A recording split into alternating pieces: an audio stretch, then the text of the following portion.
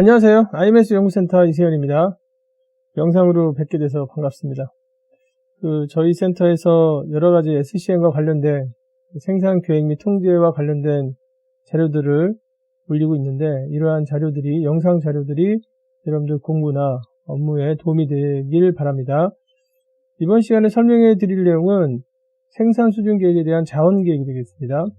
생산 수준 계획을 수립하고 나면 공장의 자원이 생산 수준에 맞게 확보가 됐는지를 확인하는 절차가 자원계획이고, 확인하는 과정에서 특정 자원이 공장의 생산 능력을 지금 영향을 미치는 핵심 자원이 생산 수준에 대해서 어느 시점부터 모자르다 하게 되면 거기에 대한 투자 계획을 세우는 게 자원계획이 되겠습니다.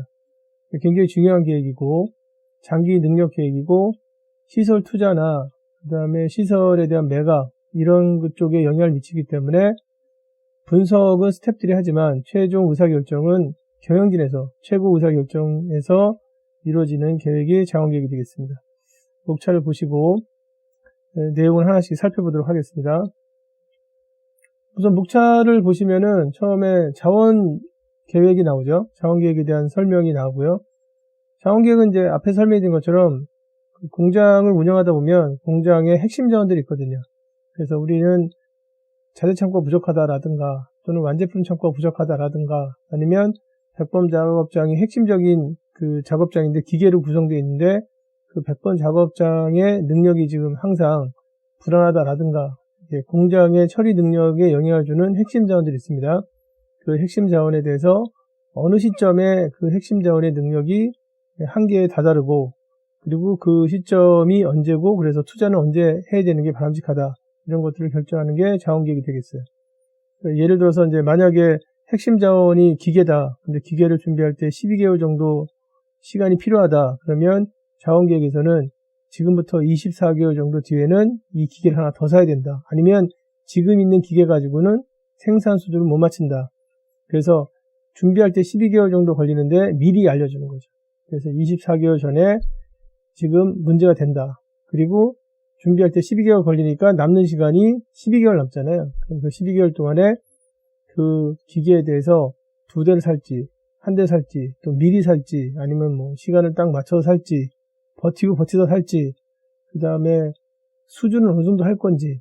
그래서 이런 방안들을 생각하게 하는 게 자원계획이 되겠습니다.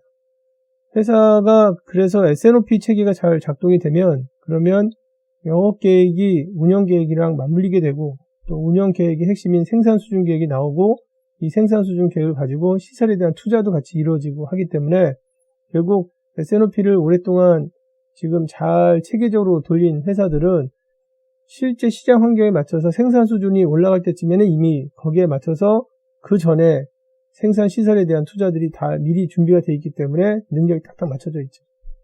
그리고 그 제품군에 대한 수요가 이제 더 이상 성숙기를 지나서 이제 쇠퇴기로 가면서 쭉 빠지게 되면, 그 다음에 거기에 맞춰서 또 자원에 대한 조정도 같이 이루어지게, 이렇게 되어 있는 거죠. S&OP 안에서 이루어지는 그 결과 중에 하나인데 굉장히 중요한 결과죠.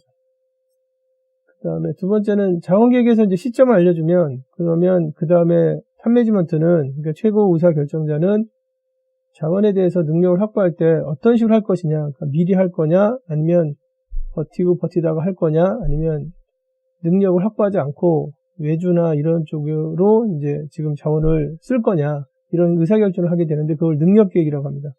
그래서 능력계획에 대해서 종류 3가지에 대해서 설명을 드리려고 합니다. 그래서 우선은 목차 보시면은 첫 번째 자원계획에서는 자원계획 짜는 절차, 그 다음에 능력계획에서는 능력계획의 종류 그리고 특징에 대해서 설명을 드리는 걸로 내용을 구성하도록 하겠습니다.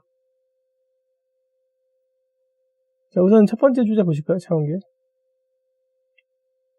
우선 자원계획에 대한 정의가 나왔는데요. 앞에서도 이제 간단하게 자원계획이 어떤 건지 설명을 드렸는데, 키워드를 잠깐 보시면은 우선은 공장 단위에서 이루어지고요. 그래서 공장의 자원들 보면은 간단하게 이렇게 보면은 여기가 공장이 있고, 그리고 이제 1공장입니다. 1공장이 뭐 한국에 있을 수도 있고 뭐 다른 나라에 있을 수도 있죠. 그리고 이 1공장에서는 A그룹을 만듭니다. 그리고 1공장의 자원들을 보면은 자재창고가 있고, 그 다음에 작업장이 있고, 그리고 완제품 창고가 있겠죠.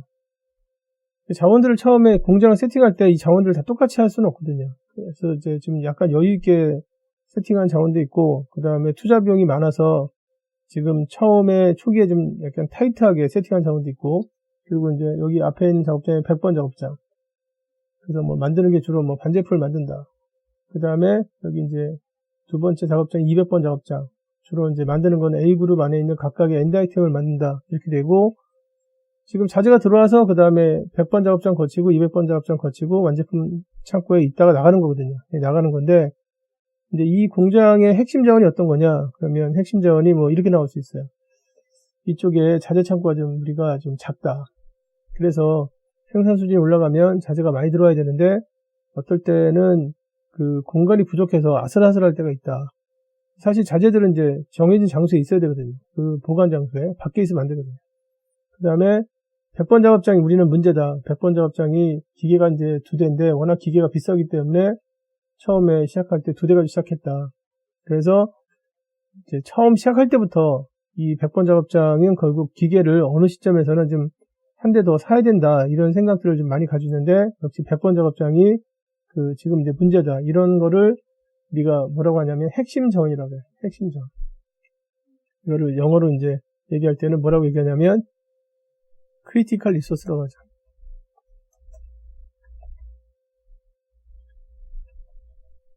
보통 이제 1개 내지 2개의 자원들이 이렇게 있습니다. 이게 없는 공장은 없습니다.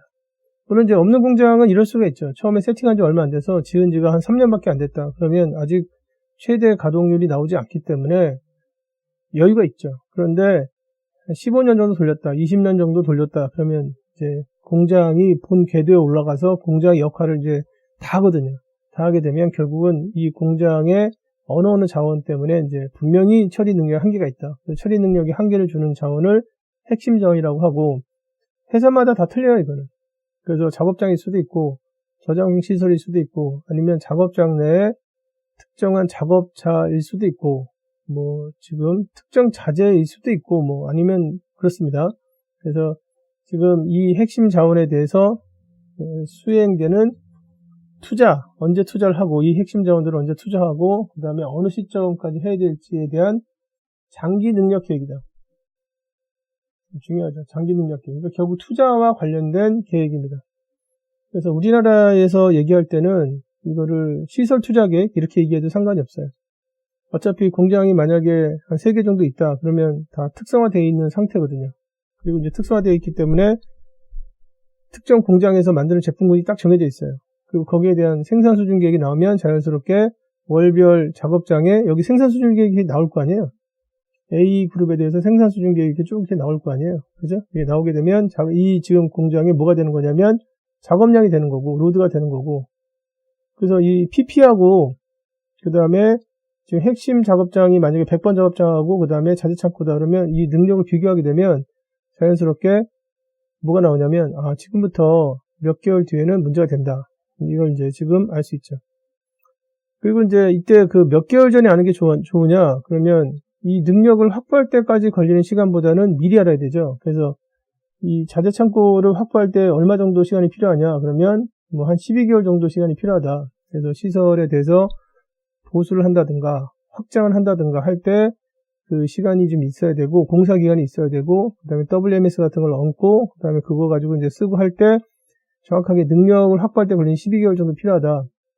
그다음에 100번 작업장 기계로만 이제 작업을 하는데 이 기계를 세팅할 때 시간이 얼마 정도 필요하냐? 그래서 한 18개월 정도 필요하다. 그러면 그 주문을 해서, 그래서 거기서 만들어서 그 다음에 뭐 배에 실어가지고 와서 다시 설치를 하고, 그 다음에 설치를 해서 세팅이 제대로된지까지 확인하는 해서 양산할 수 있는 상태까지 18개월 필요하다 그러면, 지금 이 자원을 확보할 때 걸리는 시간이 예를 들어서 12개월짜리도 있고 18개월짜리 있으면 제일 오래 걸리는 게 18개월짜리잖아요. 그죠?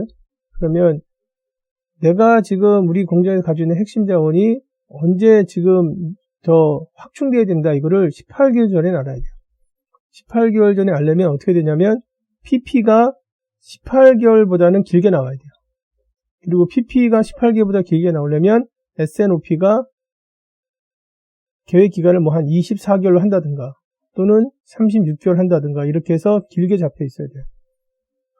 그래야 만약에 S&P가 24개월 정도 잡혀 있다. 그러면 이 지금 100번 작업장의 기계가 더 필요한 시점이 24개월 전에 나와요. 그러면 24개월 전에 나오면 준비할 때 18개월 걸리니까 여유 시간이 6개월 남잖아요. 그럼 6개월 동안에 뭐 업체 선정을 어떻게 하고 한 대 살지 두 대 살지 하고 그다음에 뭐 기계가 비싸니까 임대를 할지 뭐 이런 여러 가지 지금 이제 생각들을 할 수 있는 시간이 되죠. 그래서 이 지금 자원 계획을 지금 짤 때 우리가 장기 능력 계획이라고 얘기하는 건 뭐냐면 지금 이 자원들 자체가 확보할 때 시간이 많이 걸리는 자원들이거든요. 그래서 우리가 핵심 자원이라고 부르는 거고 핵심 자원이기 때문에 미리 보고 그다음에 미리 준비해야 된단 말이에요. 그리고 이제 그렇게 미리 볼 수 있게 영향을 미치는 게 S&P의 계획 기간이에요. 그래서 S&P 계획 기간을 설정할 때 그냥 24개월 잡는다든가 36개월 잡는다든가 하는 게 아닙니다. 자원 계획까지 염두를 해서 그래서 24개월이나 36개월 잡는 겁니다. 그래서 영업 계획 쪽에서 24개월 합시다 이렇게 해서 24개월 잡거나 그 다음에 생산 수준이 뭐 다른 회사를 보니까 한 12개월 정도 나오니까 우리도 12개월 합시다는 게 아니라 지금 이 생산 수준 계획을 짜고 나서 그 다음에 시설이 정말 이 생산 수준에 대해서 공장이 능력이 되는지까지 확인을 해야 되고 그 확인이 하는 과정에서 만약에 자원이 더 필요하다 그러면 이거를 투자를 해야 된단 말이에요. 그 투자를 할 수 있는 시간보다 더 길게 잡아야 돼요. 그래서 여기 같은 경우는 만약에 핵심 자원이 2개인데 12개월짜리가 있고 18개월짜리가 있다 그러면 18개월보다 길게 계획 기간을 잡아서 생산 수준이 S&P에서 만약 24개월이 되면 생산 수준이 24개월 나오게 하고 그리고 그래서 결국 이 지금 100번 작업장의 자원이 24개월 전에 모자르다가 나와야 18개월 빼면 여유 시간이 여기 이제 지금 6개월 이렇게 나오는 거거든요. 이렇게 이제 운영되는 게 자원 계획이 되겠습니다. 지금 보면은 자원 계획을 딸 때 지금 이제 돌릴 때 그 작업량은 생산 수준 계획을 가지고 돌리고 그리고 이제 목적은 뭐냐면 결국은 생산 수준 계획에서 요구하는 작업량하고 그 다음에 공장의 처리량의 균형을 맞추는 것에 초점을 둔다. 이렇게 되어 있습니다. 체계적이죠? 논리적이고. 그 다음에 보시면은 이제 이 계획은 결국은 능력 조정을 할 때 투자를 하거나 또는 이게 이제 생산 수준이 올라가면 투자를 해줘야 되고 생산 수준이 점점 떨어지는 쪽이다 그러면 이제 자원들을 지금 전환을 하거나 매각을 해야 되거든요. 투자 회수 같은 걸 해야 되는데 이런 거기 때문에 분석은 S&P 쪽에 있는 담당자들이 스텝 팀에서 하지만 실제로 책임은 의사결정의 책임은 이제 지금 최고 의사결정자에 있습니다. 그래서 사장님한테 이걸 발표하죠. 분석을 해서 그래서 이제 몇 가지 대안들을 마련해서 발표를 해요. 보통 3가지 정도 대안을 해서 이때까지는 앞으로 몇 년 뒤에 한 2년 뒤에는 이 자원이 지금 확보가 돼야 되는데 그 확보할 때 시간이 뭐 한 1년 반 정도 걸린다. 그리고 지금 우리한테 남아있는 시간 한 6개월 정도 남았는데 지금 이거를 확보할 때 뭐 이런 방법들이 몇 가지 방법이 있다. 그거에 대해서 대안을 얘기해주고 대안을 얘기해주면 최고 의사결정자가 그 대안 중에서 회사의 경쟁력 이런 것들을 고려해서 지금 이제 선택을 하게 되죠. 이게 이제 이렇게 절차가 이루어져 있습니다. 자원계획이. 그리고 이제 뭐 순서는 뻔하죠. 우선 핵심 자원이 나와야겠죠. 순서는 핵심 자원이 나와서 우리 공장에는 1공장인데 핵심 자원이 뭐 2개다. 그럼 이제 2개에 대해서 능력을 확인하고 그 다음에 생산 수준 계획을 가지고 작업량을 확인한 다음에 비교하는 거예요. 비교해서 지금부터 뭐 23개월 뒤에 문제가 된다. 또는 뭐 24개월 뒤에 문제가 된다. 그래서 어느 정도 문제가 된다. 이게 나오고 그거에 대해서 대안을 수립하는 게 자원계획이 되겠어요. 절차는 쉬운데 굉장히 중요한 계획이죠. 설명을 좀 드렸고요. 자원계획에 대해서 설명을 드렸고 장기 능력 계획이고 중요한 계획이라고 설명을 드렸고 그 다음에 이제 여기서 다루는 게 뭐 핵심 자원인데 핵심 자원이 없는 공장은 없습니다. 우선 핵심 자원의 특징은 뭐냐면 공장의 처리량에 캐파에 영향을 주는 자원이 핵심 자원이 되겠습니다. 그리고 이제 그 공장마다 다 다양하거든요. 그래서 핵심 자원들은 뭐 종류가 이런 게 좀 되는 거죠. 어떤 설비일 수도 있고요. 그 다음에 작업자일 수도 있습니다. 지금 이 작업을 할 때 이 작업자들이 있어야 되는데 작업자가 지금 몇 명 없기 때문에 현재 캐파는 이거다. 이 이상 나올 수 없다. 뭐 이렇게 될 수 있고요. 뭐 특정 자재나 뭐 구성품일 수도 있고, 그 다음에 뭐 R&D 자원일 수도 있고, 그 다음에 R&D가 이제 바로 이제 통합적으로 이루어져서 뭐 제품이 나온다 이럴 수도 있고, 그 다음에 아까 얘기한 것처럼 저장시설, 자재 창고나 완제품 창고. 저는 이제 자동차 회사에서 지금 완제품 창고에 대해서 이 자원계획을 돌려서 투자 시점을 잡고, 그 다음에 그 투자 시점에 맞춰서 예산을 받아서 자원을 확보한 그런 프로젝트를 한 적이 있었거든요. 근데 아무튼 제가 이때 했던 거는 이제 지금 완제품 창고였어요. 자동차 회사의 완제품 창고. 기타 이제 재무적인 어떤 투자가 필요한 큰 자원, 재무 부담이 큰 자원들이 핵심 자원이 되겠습니다. 한 개나 두 개 정도 나오죠. 핵심 자원에 대한 정의 설명해 드렸습니다. 그 다음에 보시면은 절차인데, 절차는 뭐 우선은 핵심 자원이 확인되면 핵심 자원의 월별 처리 능력을 계산한다. 처리 능력. 여기서 이제 말하는 처리 능력이라는 게 뭘 얘기하는 거냐면, 이제 이게 캐파시티라고 하죠. 이 영어로 이제 나왔는데, 하여튼 뭐, 이건, 이 지금 처리 능력은 뭐냐면, 특정 기간 동안에 몇 개나 만들 수 있느냐. 이거를 이제 우리가 캐파라고 합니다. 캐파를 얘기할 때. 그래서 캐파라고 얘기하면 이게 정량적인 의미예요. 그래가지고 처리 능력을 얘기하는데, 하여튼 핵심 자원은 이제 캐파를 계산한다. 그런 얘기입니다. 그래서 우선은 캐파를 계산할 때는 저장시설은 좀 쉬워요. 왜냐하면 저장시설은 시간이랑 상관이 없거든요. 한 달을 쓰든 일주일 쓰든 뭐 한 번에 몇 개 집어넣느냐. 그리고 그거를 능력을 따질 때는 물건을 보관하는 장소가 어떻게 활용되느냐. 그냥 일단만 싸면 넓이만 측정하면 되고요. 그 다음에 만약에 공간을 이용한다 그러면 실제로 그 공간에 지금 이제 면적을 확인하면 되죠. 그죠? 그래서 이제 저장시설은 좀 쉽습니다. 그래서 도면을 보고, 그 다음에 물건을 보관하는 장소, 그 다음에 그거에 대해서 넓이나, 미터의 제곱이나 미터의 세제곱을 확인하면 됩니다. 그런데 작업장은 그렇지 않습니다. 작업장의 경우에는 작업장에서 한 달 동안 일하느냐, 일주일 동안 일하느냐에 따라서 이 능력이 달라지죠. 시간에 따라서 이제 종속적이고, 그 다음에 작업장에서 사람 중심이냐, 기계 중심이냐. 그래서 사람들은 좀 편하게 조정할 수 있는데, 기계는 딱 두 대만 써야 된다. 그러면 이제 기계 중심이거든요. 근데 여기는 또 그렇지 않은 작업장이 있을 수도 있어요. 그래가지고 이 작업장은 기계보다는 그 일을 할 수 있는 사람이 몇 명 있느냐, 숙련도를 가진 사람이 몇 명이냐 하게 되면 사람으로 이제 따져줘야 되거든요. 그리고 그 숙련도까지 올라가는데 시간이 뭐 이렇게 쉽게 걸리진 않을 거 아닙니까? 그죠? 그래서 작업장이 좀 까다롭습니다. 작업장에 대해서 지금 이제 시간에 따라서 영향을 받기 때문에 한 달에 며칠 일하느냐, 이런 게 이제 중요하고, 그 다음에 능력을 따질 때 그 작업장의 유틸라이제이션, 이피션시 이런 것들을 알고 있어야 돼요. 그 작업장의 능력에 대해서 파악하는 것은 다른 영상이 이미 있기 때문에 그 영상을 보시면 능력 계산을 이렇게 하는구나. 거기 예제도 다 나와 있고 하기 때문에 금방 아실 수 있습니다. 그래서 이제 우선은 이제 능력을 계산한다. 두 번째, 능력을 계산하고 그 다음에 그 작업장에 대해서 얼마 정도의 작업량이 필요한지 요구량, 월별 요구량을 계산한다. 두 가지예요, 그냥. 그래서 지금부터 해서 능력이 얼마 정도 되고, 앞으로 뭐 24개월 동안 능력이 얼마 되고, 왜냐면 투자를 안 하면 그냥 능력 거의 비슷할 거 아니에요, 그죠? 그 다음에 이제 생산 수준 계획을 가지고, 얼마 정도 처리해야 된다를 이제 계산하게 되는데, 생산 수준 계획 자체가 그냥 거의 비슷해서 왔다리 갔다리 하는 정도 수준이다. 그러면은 별로 뭐 이렇게 투자 시점이 안 나오죠. 그냥 잘 쓰면 된다. 이렇게 나오는데, 영업 계획이 좋아지고, 점점 이제 시장이 넓어지고, 영업 계획이 좋아진다는 게 시장이 넓어진다는 얘기잖아요. 그렇게 되면 생산 수준도 올라갈 수밖에 없죠. 그래서 생산 수준이 올라가게 되면 당연히 지금 작업장에 떨어지는 이제 처리량도 많아지는 거고, 그러면 나중에 시점이 나오죠.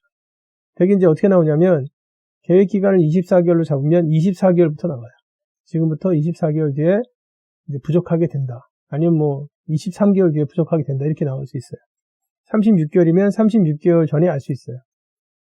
만약에 10개월 전이면 10개월까지 계획기간을 잡았다 그러면 10개월 전에 아는 거죠. 근데 지금 아까 얘기했던 것처럼 계획기간을 정할 때 이 자원을 확보할 때 시간이 얼마 걸리냐. 만약에 18개월 걸린다 그러면 그 18개월보다 더 전에 알아야 되거든요.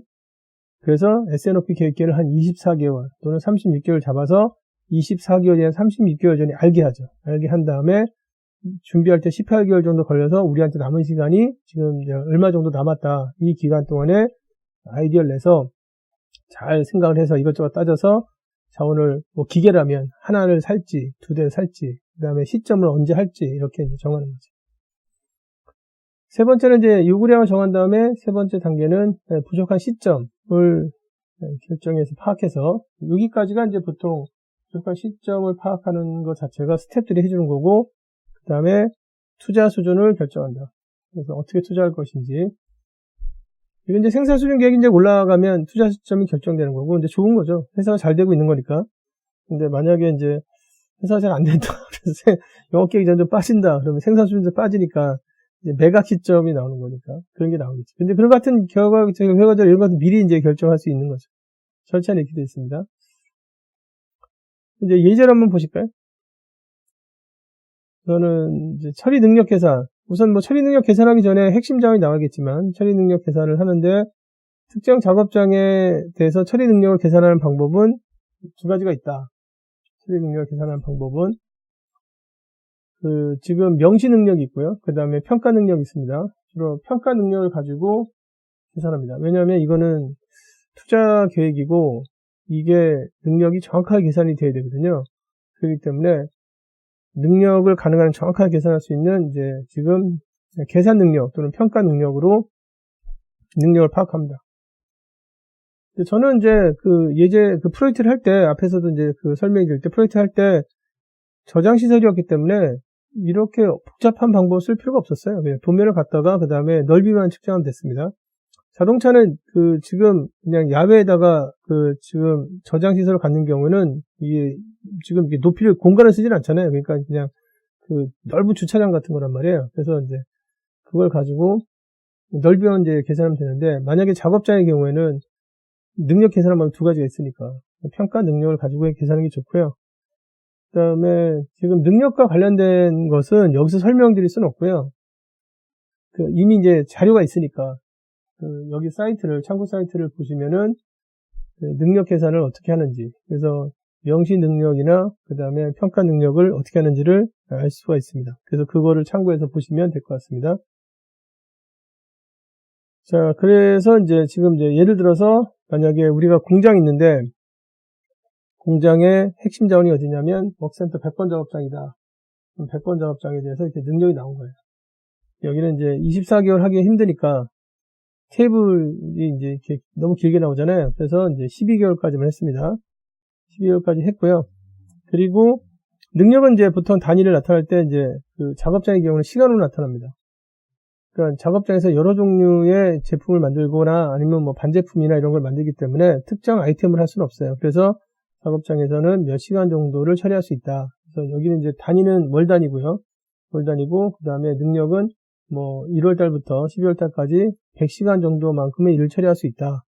그래서 만약에 작업장에서 지금 만드는 품목이 이 100번 작업에서 만드는 품목이 여기가 뭐 S1도 만들고 그 다음에 S2도 만들고 이런 것들을 만드는데 이런 게 이제 다 어디에 들어가냐면 A1이나 그 다음에 뭐 A2나 이런 아이템이 들어가요. 근데 얘네들이 다 어디 소속이냐면 A그룹 소속이에요.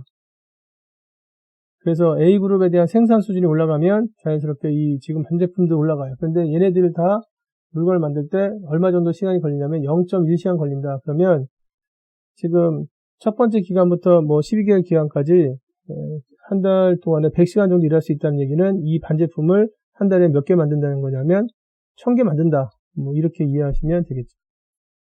이제 단위는 뭐 이제 시간으로 나타난다. 이렇게 이해하시면 되겠습니다. 그리고 이제 그 다음에 거기에서 생산 수준 계획 가지고 작업량이 밑에 들어가면 모자란 시점이 나오죠. 거기에 맞춰가지고 이제 이 100번 작업장은 투자가 있어야 되겠구나. 근데 만약에 모자란 시점이 안 나오면 지금 이제 그걸 가지고 그냥 돌려도 되는구나. 지금 이제 그냥 이 자원을 가지고 충분히 활용이 가능하구나 이렇게 알 수 있는 거죠. 우선은 능력을 계산했다 이겁니다. 능력을. 그리고 이제 두 번째는 이제 뭘 하면 되냐면 작업량을 계산한다. 작업량을 계산하는데 작업량 계산할 때는 우선은 생산 수준 계획이 있어야 된다. 생산 수준 계획. 결국 이제 공장에서 매달 몇 개씩 만드느냐가 생산 수준 계획인데 공장에서 몇 개 만드느냐가 많으면 많을수록 핵심 자원을 많이 쓰게 되니까 핵심 자원에 대한 작업량으로 우리가 파악할 수 있죠. 그래서 이제 생산 수준 계획이 필요하다. 그래서 이제 생산 수준 계획이 나왔습니다. 그리고 이제 생산 수준 계획이 뭐 간단하게 얘기는 A고 그 다음에 1월부터 해서 12개월까지 만들어야 될 수량이 쭉 나왔어요. 나왔고, 그 다음에 이때 단위는 이제 지금 이제 뭐냐면, 여기 이제 개수예요. 우선은, 지금 이제 어떤 상황이냐면, 여기 그림으로 잠깐 지금 말씀을 드리면, 여기가 이제 그 공장이 있고, 자재 창고가 있고, 작업장이 있고, 그 다음에 완제품 창고가 있고, 얘가 이제 100번 작업장이고, 근데 얘가 200번 작업장이고, 이런 상황입니다. 그리고 이제 지금 100번 작업장이 핵심 작업장이에요. 그래서 지금 이 작업장이 어떻게 일하냐에 따라서 공장의 처리 능력이 결정돼요. 그리고 공장에서는 영업 계획에 맞춰서 생산을 해줘야 되는데, 그 생산과 관련된 계획이 월별로 나온 게 이게 PP예요. 생산 수준 계획이 나왔어요. 그래서 지금 이 PP가 결국 이제 이 작업장에 100번 작업장에 뭐가 되는 거냐면 작업량이 되는 거거든요. 작업량이 이제 되는 상황이거든요. 그래서 여기 PP 값하고 그다음에 여기 능력을 맞춰야 된단 말이에요. 근데 작업장에서는 뭘 만드냐면 반제품을 만드는데 그 반제품들이 결국 이제 이 PP에서 얘기하는 제품 그룹 A에 들어가는 어떤 반제품이겠죠. 만드는데 작업장의 능력이 이게 시간이란 말이에요. 시간으로 우리가 표시한단 말이에요. 근데 PP는 매달 몇 개씩 만들어야 된다. 이 PP는 시간으로 나타나진 않아요. 몇 박스 해야 된다. 몇 리터 해야 된다. 아니면 몇 개 만들어야 된다. 그래서 단위가 틀리단 말이에요. 그래서 작업장의 능력하고 작업장의 능력은 시간으로 나오는 거고 그 다음에 그 작업장에 대해서 어느 정도 작업량이 필요하냐. 그래서 이 작업량에 대해서는 능력이 이렇게 단위가 이렇게 되니까 이게 비교를 하려면 이 작업량에 대한 단위를 이 작업장에 맞게 시간으로 환산을 해줘야 돼요. 그 환산할 때 사용하는 정보가 그게 비율이에요. 굉장히 중요한 정보입니다. 왜냐하면 비율이 잘못되면 환산이 잘못돼서 작업량이 너무 작게 계산되거나 아니면 크게 계산돼서 포인트가 시점이 정확하게 안 나온단 말이에요. 그래서 비율이 사실은 이 자원 계획을 짤 때 아주 중요한 지금 데이터베이스입니다. 비율은 어떻게 되어 있냐면요. 좀 약간 지우겠습니다. 비율은 다음과 같이 되어 있습니다. 여기 보시면 제품 그룹 A에 관련된 비율은 어떻게 되냐면 첫 번째가 그 제품 그룹 A를 만들 때 이제 지정된 공장이 있을 거 아니에요. 그래서 그게 뭐 지금 1공장이 되면 1공장의 핵심 자원이 표시가 되어 있어요. 그래서 100번 작업장하고 그 다음에 뭐 저장 시설 뭐 304호다. 예. 그 다음에 100번 작업장에서는 지금 이제 그 어떤 단위로 환산해야 되냐면 시간 단위로 환산해야 되고 A그룹 하나 만들 때 여기 0.1시간 걸린다. 이렇게 지금 환산 단위하고 그 환산 단위에 그러니까 능력에 맞게 환산 단위가 나오고 그리고 하나 만들 때 얼마 정도 자원이 필요한지가 표시되어 있는 게 비율입니다. 그래서 PP가 나오면 이 PP 값에다가 이 비율을 곱하면 자연스럽게 작업장에는 100번 작업장에는 매달 어느 정도 작업을 요구하겠구나가 이제 나오죠. 자연스럽게 나오는 거죠. 이게 이 비율 작성을 굉장히 잘해줘야 됩니다. 보통 지금 우리가 여기서 이제 알 수 있는 건 뭐냐면 제품 그룹 A에 대해서 100번 작업장이 관여하는 거는 뭐냐면 S1이나 뭐 S2나 S3가 있다고 하겠습니다. 근데 결국 이제 A 그룹을 만들 때 S1을 만들거나 S2를 만들거나 S3를 만들어서 여기 있는 애들이 A1에 들어가거나 그 다음에 A2에 들어가거나 그 다음에 A3에 들어간단 말이에요. 그리고 얘네들이 이제 결국 A그룹이 되는 거죠. 그래서 A그룹에 대한 생산 수준이 나오면 결국 그 생산 수준을 구성하는 거는 A1, A2, A3고 그리고 그 A1, A2, A3를 만들 때 어떤 반제품들이 들어가냐면 S1, S2, S3가 들어간다. 근데 그거를 어느 작업장에서 만드냐면 100번 작업장에서 만드는데 얘가 지금 이제 능력이 좀 한계가 있는 그런 이제 중요 자원입니다. 그래서 지금 A그룹 하나 만들 때 결국 이 100번 작업장에서 이 0.1이라는 시간이 어떻게 나오는 거냐면 S1, S2, S3가 다 0.1씩 걸려서 나올 수도 있지만 S1하고 S2하고 S3가 시간이 약간 다를 수 있는데 그 S1, S2, S3에 대한 시간들의 평균 시간이에요. 여기 평균 시간. 그래서 예를 들어서 S1을 만들 때는 0.08시간 걸리고 S2를 만들 때는 0.12시간 걸리고 S3를 만들 때는 0.1시간 걸린다. 그러면 어떤 걸 만들 때는 지금 이제 좀 시간이 좀 더 걸리고 어떤 걸 만들 때 시간이 덜 걸리고 하잖아요. 그죠? 이것들에 대한 평균 시간을 여기다 집어넣는 거예요. 그래서 평균적으로 제품 그룹 A와 관련돼서 작업을 할 때 100번 작업장에서는 0.1시간 정도 걸린다. 근데 이거를 계산을 잘 해줘야 된단 말이에요. 왜냐면 S1, S2, S3에 대한 비율이 약간 틀릴 수 있잖아요. 그럼 비율이 틀릴 때는 비율까지 고려해서 이 값을 넣어줘야 됩니다. 저장시설도 마찬가지입니다. 저장시설이 만약에 이 304호가 자재창고다. 그러면 결국은 A그룹을 만들 때 사용되는 자재들이 들어가는데 그 자재들이 큰 것도 있을 수 있고 작은 것도 있을 수 있잖아요. 그죠? 그래서 A와 관련돼서 평균적으로 0.8m 제곱 이게 든다. 이렇게 이제 평균값을 써주는 거거든요. 이 비활 계산이 되게 되면 정확하게 돼야 됩니다. 정확하게 되면 결국은 생산 수준 계획을 뭘로 환산할 수 있냐면 특정한 핵심 작업장에 그 작업량으로 환산할 수 있습니다. 그러니까 작업량으로 환산하면 이제 다음과 같이 이제 나오게 되죠. 이 지금 작업량이 나오니까 지금 여기 이제 작업량으로 환산됐잖아요. PP 정보를 이용해서 작업량을 환산했잖아요. 그래서 시간 단위가 이제 여기 시간이 됐죠. 여기는 이제 개수였는데 그래서 작업량 환산되면 이거를 능력이랑 비교해서 능력이 뭐 괜찮구나 아직까지는 아니면 지금부터 얼마 뒤에는 능력이 부족하구나 이것까지 잡아주는 게 자원계획입니다. 그러고 나서 이제 판매직원들한테 발표하고 그 다음에 이때까지 능력이 부족하니까 기계를 하나 샀을 때 좋은 점, 나쁜 점, 2대 샀을 때 좋은 점, 나쁜 점, 기계를 안 사고 나머지를 다 잔업이나 아니면은 외주나 이런 걸 썼을 때 좋은 점, 나쁜 점 이렇게 해서 3가지 정도 대안을 마련해서 경영진이 탑매니지먼트가 선택하게 만드는 거죠. 짜임새가 있죠. 여기 이제 내용을 짚겠습니다.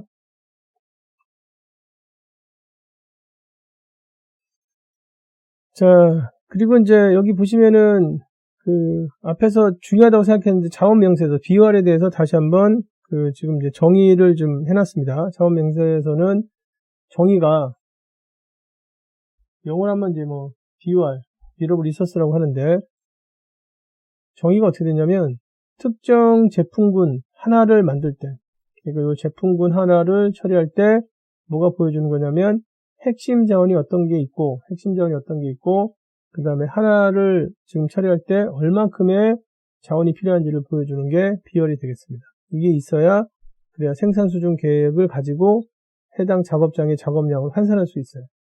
그래서 여기 이제 보면은 그런 얘기가 나오죠. 이 자원 계획에서는 이 자원 맹세서가 있어야 비활이 있어야 이거를 이용해서 월별 생산 수준 계획을 핵심 자원의 작업량으로 계산할 수 있다. 계산한다. 이렇게 나왔죠. 설명을 이제 드렸으니까 이 내용을 읽어보시면 이렇게 연결되는구나. 지금 금방 아실 수 있습니다. 그래서 지금 아까 이제 결과를 보면 이제 능력 계산을 했고 이제 능력 계산을 하는 거는 별도로 자료를 보셔야 됩니다. 근데 능력 계산을 했고 그 다음에 생산 수준 계획을 가지고 이제 작업량을 계산했어요. 그럼 이제 자연스럽게 그게 비교가 되죠. 쭉 비교가 되면 뭐 단위는 당연히 이제 같은 단위로 비교를 하게 되면 뭐가 나오냐면 다음과 같이 지금부터 몇 개월 뒤에 문제가 된다는 게 딱 나오죠. 그래서 쭉 보니까 지금부터 해서 12개월까지는 문제가 없는데 지금 이제 12개월부터 문제가 된다. 이게 딱 나오잖아요. 그죠? 그럼 이거를 이제 가지고 그 경영진한테 보고를 해주는 거죠. 경영진들이 다 모여있으니까 S&OP 할 때 사장님서부터 다 모여서 하니까 그때 이제 얘기를 해서 지금 의사결정을 할 수 있게 해주는 거죠. 그래서 지금 뭐 예를 들어서 이 지금 영상을 보신 학생분들 같은 경우는 그 기업에서는 보통 기계 같은 거 살 때 아니면 사람을 더 뽑거나 할 때 아니면 시설을 늘릴 때 어느 단위에서 어떤 그 정보를 가지고 하느냐 이런 게 좀 궁금할 수 있잖아요. 그냥 이게 근데 그 사업계획에서 하는 게 아닙니다. 사업계획에서 하는 게 아니라 S&OP 안에 자원계획 단위에서 하고 그 다음에 예산을 이제 그 다음에 사업계획 안에서 만들어서 그 다음에 실제 실행을 해주는 거죠. 그 능력 부족이 있을 때 어떻게 해결하느냐 차이에 대한 해결인데 그 차이에 대한 해결은 중요한 게 지금 결정은 최고 의사결정자가 한다. 그리고 주로 의사결정들은 이제 투자와 관련된 결정들 아니면 자산 매각과 관련된 결정들이 되겠습니다. 그래서 보시면 뭐 시설을 추가하거나 아니면 가동 중지하거나 사람을 더 뽑거나 아니면 해고하거나 뭐 작업 교대를 조정하거나, 그 다음에 장비를 투입하거나 제거하거나, 그 다음에 아웃소싱이나 외주 같은 걸 늘리거나 뭐 이런 것들에 대한 의사결정을 해주는 거죠. 여기 지금 보면은 의사결정 자체가 굉장히 중요한 의사결정들이죠. 이 자체가. 그래서 당연히 이제 그거를 지금 뭐 스텝 단위에서 할 수 있는 일들이 아니고 경영진에서 의사결정을 해야 되는 내용들이 나온 겁니다. 자, 그 다음에 이제 자원계획에서 시점이 나오게 되면 그러면 이제 남아있는 주제가 이제 뭐냐면 그 시점을 알았단 말이에요. 그래가지고 지금부터 해서 뭐 24개월 뒤에 문제가 된다. 23개월 뒤에 문제가 된다는 걸 알았기 때문에 그 시점에 맞춰서 자원을 어떻게 확보할 거냐, 이제 이 주제가 남는데, 그거를 능력계획이라고 합니다. 여기 이제 능력계획이라고 얘기하는 거는 능력을 어떻게 확보할 것이냐 하는 계획이 능력계획이고요. 여기 이제 접근 방식은 되게 세 가지가 있습니다. 세 가지가 있는데, 첫 번째가 이 선투자 전략을 우리가 리드 전략이라고 해요. 리드 스트리티지라고 해서 선투자 전략이라는데, 이거는 그 시점보다 앞서서 능력을 확보하는 거예요. 그러니까 결국은 이거는 가지고 있으면 쓴다. 근데 이제 그게 지금부터 24개월 뒤든 아니면 뭐 23개월 뒤든이지만 하여튼 여하간에 쓰긴 쓴다. 근데 이걸 우리가 먼저 확보해 놓고 있다가 시장에서 어떤 변수가 생겨서 이게 더 쓸 경우가 생기면 그때 쓰자. 남보다 먼저 쓰자. 이렇게 해주는 게 지금 이제 선투자 전략, 리드 전략입니다. 주로 리드 전략을 이제 많이 쓰는 업종들은 어느 쪽이냐면 주문 생산 쪽. M2 쪽에서 이제 많이 씁니다. 그래서 결국 이 기술이 나중에 쓰이게 될 거다. 그리고 이 기술에 의해서 주문들이 들어올 건데 그게 지금 앞으로 한 3년 뒤다. 그럼 이제 지금 확보하자. 뭐 이렇게 이제 갈 수 있죠. 지금 확보해서 최소한 지금 그 기술이 뜨기 전에 우리 핵심 경쟁력을 잡자. 그래서 시장에서 주도권을 이제 지금 갖자. 이렇게 해주는 게 이제 선투자 전략입니다. 그 다음에 이제 주로 이제 MTO라든가 아니면은 만약에 지금 PLC 경우라고 하게 되면 어느 단계냐면 도입기. 도입기 때 이제 이런 전략을 많이 쓰죠. 도입기 때는 어차피 주문받아서 물건을 만드는 거니까 누가 더 핵심적인 미래 기술을 많이 확보하느냐가 중요하잖아요. 그래서 이제 도입기 때 이제 많이 하고. 후투자 전략은 뭐냐면 버티다가 나중에 도저히 안 됐을 때 투자하는 겁니다.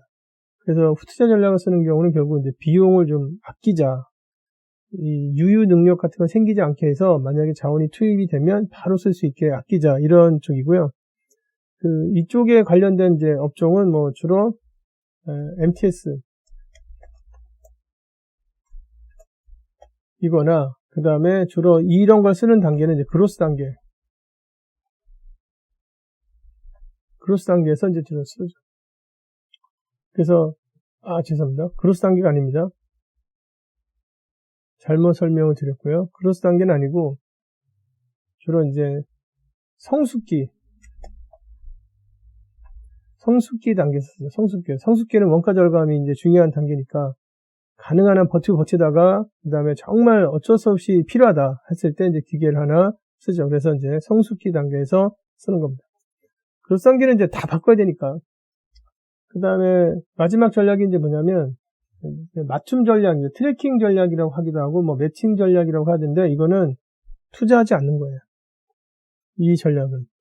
그래서 투자를 안 합니다. 그러니까 지금 미리 투자하든 나중에 투자하든 리드 전략이나 레그 전략은 투자라는 게 있는 건데 이거는 지금 투자가 이루어지지 않는 겁니다. 그러면 이제 주로 투자하지 않으면 어떻게 하느냐? 그럼 주로 오버타임이나 외주 같은 걸 가지고 쓰는 겁니다. 그래서 지금 제품군이 회사의 핵심 경쟁력이 아니기 때문에 핵심적으로 이제 주도하는 게 아니기 때문에 투자를 못 하는 거죠. 그래서 경영진에다 보고하게 되면 나중에 경영진에서는 그거는 우리 회사가 나갈 방향하고 사업이 약간 멀다. 그렇기 때문에 그쪽은 능력이 부족하더라도 외주 같은 걸 한번 찾아보자. 이렇게 이제 의사결정을 하죠. 그래서 지금 자원계획에서 시점이 나오면 그러면 그거에 대해서 경영진은 보통 세 가지 접근 방식으로 투자를 지금 합니다. 그래서 능력이 확보가 되는 거예요. 그래서 능력이 이렇게 확보되는 방식은 세 가지가 있습니다. 설명이 드렸는데 우선 선투자 전략은 미리 투자하는 거죠. 여기 이제 앞에서 설명드린 것처럼 미리 투자하는 겁니다. 그래서 능력이 미리 확보가 돼요. 그러다 보니까 자연스럽게 지금 이제 유유 능력이 생기긴 하지만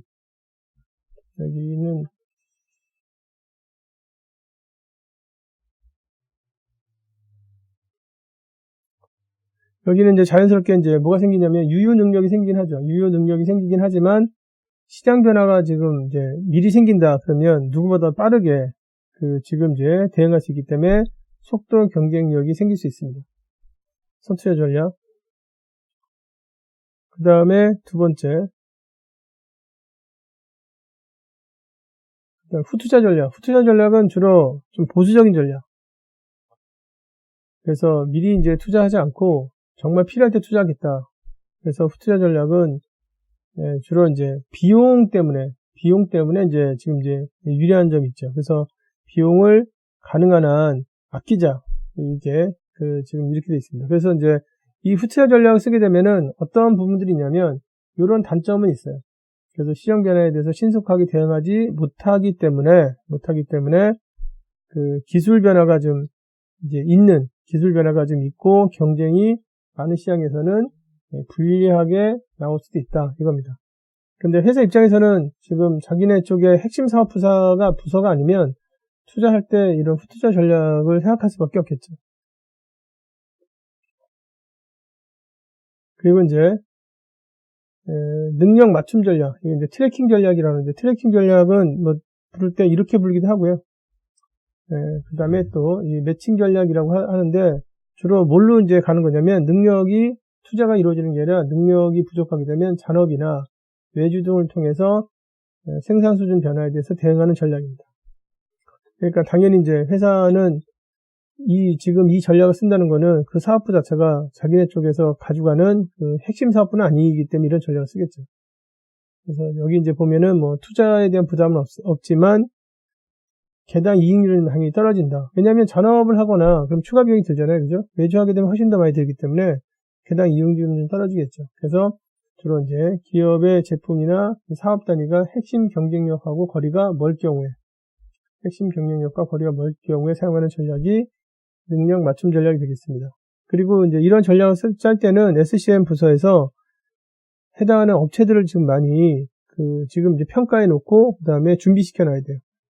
그렇지 않으면 이런 전략을 쓰고 싶어도 어디 외주 줄 데가 없으니까 당연히 이제 사용하지 못하죠. 그래서 자원계획에서 포인트가 나오면 그다음에 능력을 어떤 식으로 확보하냐는 이 능력 전략은 세 가지 방식이 있습니다. 세 가지 방식에 대해서 설명을 좀 드렸습니다. 끝났네요. 네, 굉장히 중요한 계획이고요. 지금 자원계획은 시설투자계획이고 탑매니지먼트가 책임지는 계획이 되겠습니다. 그래서 이 자원계획이 잘 운영되게 되면 그러면 정말 해당하는 생산시설에서 능력이 필요할 때쯤에 이미 준비가 돼서 이제 세팅이 돼 있죠.